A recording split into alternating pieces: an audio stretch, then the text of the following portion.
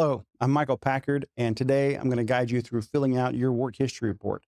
This is Social Security's Form 3369. And I want to make a few things clear for you. First of all, you need to make this form yours. The government has instructed me that this is essentially your testimony or your written version of your testimony, so it really needs to come from you. Don't worry about making this report look pretty. You're not applying for a job. Don't worry about your handwriting. Don't worry about staying in the boxes and staying in the lines, and don't worry about your spelling. Look, they know this is from you. And in some ways, the more messy, the better. And the more the government believes that this form was filled out by a real person with real weaknesses and disabilities, the more convincing it'll be. Now, remember this form, it is required for every single case. And for people over age 50, this is critical that it's filled out properly. I can't tell you how many cases we've had to salvage because the client filled this form out incorrectly on their own. It'll be worth your while to take notes in this video or to watch it a few times before you fill out this form or fill it out as you go along. But don't worry, I'll walk you through it. And as I do, I'll give you some pointers so that you can dramatically improve your chances to win your claim for disability. So let's dive in. Now, don't stress over this worksheet. Remember, Social Security already has most of this information, and they're just checking and verifying that the info in their system matches with what's in your memory. Social Security will follow up if they still have some questions, so don't stress out too bad. The most important thing is getting this thing done.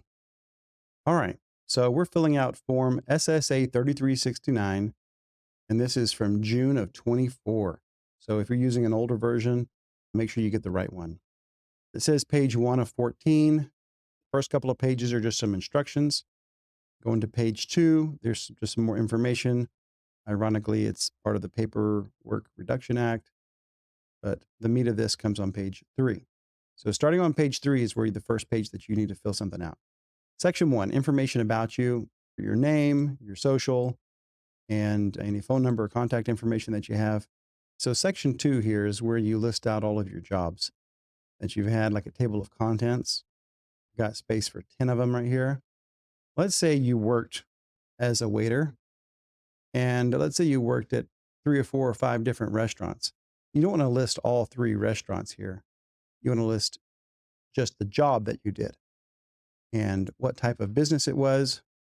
It was a restaurant, and let's say 5 years ago, and the dates worked. You want to put in what month and what year. It doesn't have to be exact, it's just in general. So let's say you were a waiter from January of 2020, and you did that job for 3 years. So you finished in December of 2023. Let's say you did that job for 4 years and you stopped working that job in December of 2023. So all of 2020, 2021, 2022, and 23. So those 4 years you worked. But let's say you worked at 4 or 5 different restaurants as a waiter. It doesn't matter. You still keep that in job number 1. And then after you finished working as a waiter, let's say you moved on into construction work. And let's say you took that one for 6 months. Let's say you started January of 24 and you worked for 6 months. You finished in June. And then let's say you didn't work any after that. But when you were working for construction, you worked for 2 or 3 different companies, maybe as a day laborer or something like that, but you still only combine the jobs that you worked under one little category here. So for the past 5 years, this person would have 2 different jobs, type of business it was, and the dates work. All right, so now you want to move on to the next page. And right here, it says to provide more information about job number 1 listed above on this page. So job number 1 is this waiter job that you did. So here you want to put job title number 1, make sure it matches up waiter with waiter. And for the rate of pay, sometimes it's a little tricky for jobs like waiters because of the tips and whatnot. But also this can be tricky if you had multiple jobs with the same job title and got paid different amounts, for different companies. So just take the average of what you would typically get. And so for a waiter, let's say $15 an hour. Sometimes people get paid by the day or by the week, by the month, or just, annually, just one payment per year. How many hours a day did you work? Again, this is average. And so let's say this person worked 5-hour shifts and they worked 6 days a week. And we want to describe the task that you did in a typical workday. Some examples they give are stocking shelves, greeting customers, scheduling appointments. What you want to do here is you want to list the things that you did that you can't do anymore. I mean, you did 100,000 things in your job. So as a waiter, you don't want to say walking to and from the kitchen and the serving tables. You want to list out the things that were hard for you that you can't do anymore. Also, maybe during closeout, sometimes you would take out the trash, something like that. There's a lot of things that you did here. So if it's hard for you to work with customers, you want to make sure you list that out. If it's hard for you to lift and carry things, make sure you put that out. All right. And so then when I scroll down here, if any of the tasks involved writing or completing reports, describe the type of reports you wrote or completed and how much time you spent on it per workday or work week. Now, this isn't a report like keep a tally of how many of this today's special that you sold. That's not a report, even though you're giving your report back to your manager. This is more like writing reports that you had to do some research on or had specific training on. So jotting things down from memory, I wouldn't put that down there. But if you did do reports, put it down. Now, keep in mind, they're going to use this to see if there are any skills that you learned while on the job that you could transfer to other types of work. The next one, if any of the tasks above involved supervising others, describe the type of supervision you did. And so right here, it talks about evaluating employee job performance or making schedules or maintaining time records. This is basically checking to see if you were a supervisor or someone who had hiring or firing authority. So when I was a teenager, I used to work at Outback Steakhouse, and I was the busboy with the most tenure there. I've been working there for about a year and a half, and I was the busboy with the most experience. Anyway, I kind of jokingly called myself the head busser. So was I a supervisor? Heck no. Was I a lead worker? Maybe.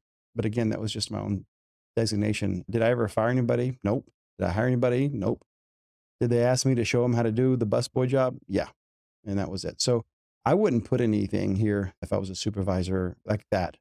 This would need to be something that you had authority to hire people or fire people or recommend that they get hired and fired more than just kind of complaining about a coworker. So again, for this job up here as a waiter, I'm going to say nope.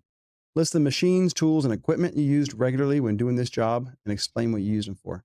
So there's just some examples here. Computer, telephone, forklift, air compressor, meat slicer. Everybody uses a computer, and most jobs have a computer. So we're not talking about just normal computer usage here. We're talking about special training, special programs that you had to use. And so if you used special software like to take care of customers.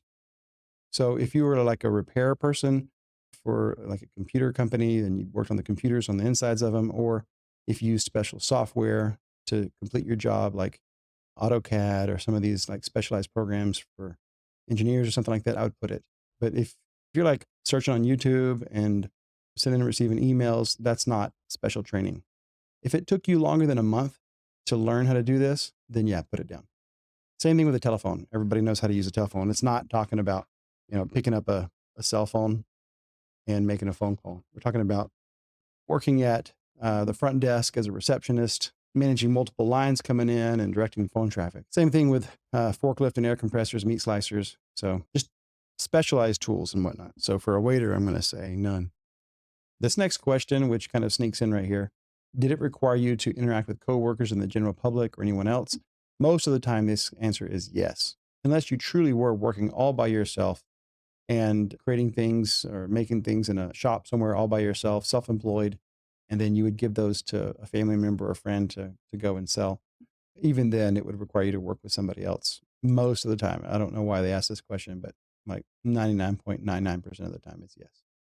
And then if yes, who did you interact with? So for this waiter, I would put something like this. Again, it doesn't have to be perfect, but if meeting with people and talking with people is difficult for you now, this is really important for you to describe, especially the things that you can't do anymore. So if this waiter has developed social anxiety or agoraphobia or something like that, where it's difficult being around other people, interacting with them, then this is really important. All right, continuing on here.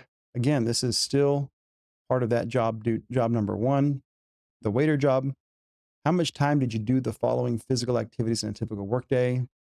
And the example shows for an 8-hour workday with 2 hours standing and walking, 6 hours sitting for an 8-hour total day. So this one's tricky for a job that was not 8 hours a day, but we're going to go ahead and fill it out. Standing and walking combined. Okay, well, it was the whole shift. Sitting, there was 0. Stooping, bending down forward at waist. So like during the time you're standing and walking around, how many times did you bend down and have to pick up things off the ground or sweeping underneath the tables and stuff at the end of the closing of the shift? And so maybe all in the 5-hour shift, it was probably 30 minutes or so. Kneeling on the ground.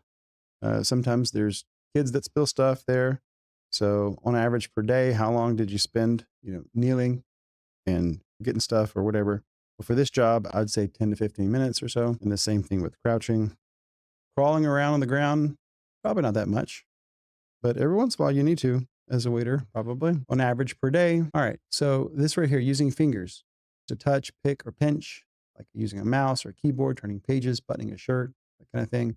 Well, as a waiter, you're constantly using both hands, using your fingers to pick up food, to grab forks. So I would say the entire time. Using hands to seize, hold, grasp, or turn. So like holding a water bottle or holding a pitcher of water or things like that. It would be one hand, both hands. Again, 5 hours. All right, this next one, reaching at or below the shoulder. Imagine a waiter doing that with both arms, reaching out and grabbing plates when clearing off the tables, serving the food, reaching at or below the shoulder, 3 hours a day with both arms. The reaching overhead, above the shoulder, things like putting away condiments or storing stuff towards the end of the day or end of the shift, grabbing dishwasher racks or dishes from up stored up places. Anyway, above the shoulder, less than probably below the shoulder, but I would say between 1 and 2 hours a day, but 1.5, and I would say with both arms. Climbing stairs or ramps. For a waiter, probably not, but I've seen some restaurants where stairs are part of the layout, maybe ramps. Sometimes the wait staff have to go up and down those things. And I'm just going to imagine this person worked at a restaurant that was like that. I'm going to say 1 hour. Climbing ladders, ropes, and scaffold. I'm going to say none. And I don't imagine a waiter doing that. Again, you explain how your job was. All right, the next one, tell us about your lifting and carrying in this job. Explain what you lifted, how far you lifted and carried it. Just type some basic stuff here. Food trays, plates, cups, pitchers of water, tea, that kind of stuff. Select the heaviest weight lifted. Less than 1 pound? Nope. Less than 10 pounds? Nope. 10 pounds, 20 pounds? Nope. 50 pounds? A waiter, definitely between 20 and 50 pounds, somewhere in that range. Just those garbage cans alone are pretty heavy. Remember, a gallon of milk is about 8 pounds. And so if at work you never lifted anything heavier than a gallon of milk, then you would mark this second one right here. All right. Now, the weight that you frequently lifted throughout the day. So a third of the day to 2/3 of the work day, how much did you lift? For a waiter, I'm going to say 25 pounds. A tray of food that you carry over the shoulder. Imagine it being around 25 pounds or so. And did this job expose you to any of the following? Okay, so outdoors, some restaurants have an outdoor patio, so I'm going to say yes. Based on this person, that's going to say that's some of the ones that they did. Extreme heat that's non-weather related. So like blast furnaces and a kiln or other things that are really, really hot. This is not just, hot weather in Texas or whatever. Extreme cold, non-weather related. So this one, the waiter would have to go into the freezer, the walk-in freezer. So I'm going to say yes on that one. Wetness. Sometimes this waiter would act as a backup to the dishwasher and just the wetness and the humidity back there. Yes. Hazardous substances like chemicals and stuff like that. This waiter did not. I'm going to say no on this one. Moving mechanical parts. This is like more than just, a pencil sharpener type thing or something like that. So like dangerous machinery, that kind of thing. In the back of a restaurant, I'm going to say yes. Sometimes these restaurants have, the bread makers or the French fry chopper uppers. Anyway, the high exposed places, nope, this is all on the ground. Heavy vibrations like a rototiller or a jackhammer, things like that, nope. Loud noises, say yes. And that's all that we have on that one. The next one, if one or more boxes are checked, tell us about the exposure and how often you were exposed. Okay, so just a little description here of what it was like. So I'm just making this up as I'm going here. But as you fill out the jobs, you need to remember here. So wetness, just put in some details. All right, this next one right here, explain how your medical conditions would affect your ability to do this job. Imagine this person who's filling this out has developed social anxiety and has difficulty being around all those people. Okay. Also, if I try to type some more stuff here, it doesn't let me. So there's only a limited amount. If you hit that and you want to explain a little bit longer, try to shorten it up, or you can add it to the comment section. Now, as we scroll down to the next one, this is job number 2. Okay, so all that we did so far was just for job number 1.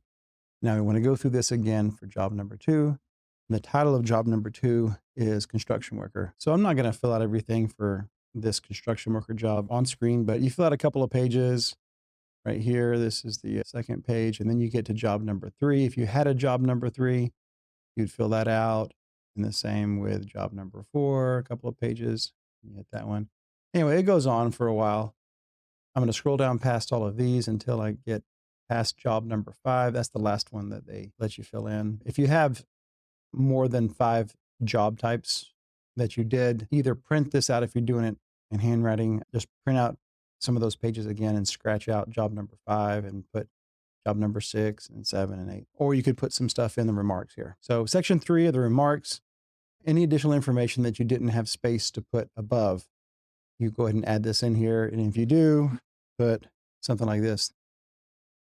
So question number 3 or job number 2. Okay. And then whatever you want to type there. Okay. All right. So you go down to the bottom part right here, section 4. Who is completing this report? Put in the date the report was completed. If you look down here, see it's July 30th of 24. So I would put July 30th, 2024. And who is completing this report? Well, if it's you, then check that box right there. If someone else is filling this out for you, then check that box.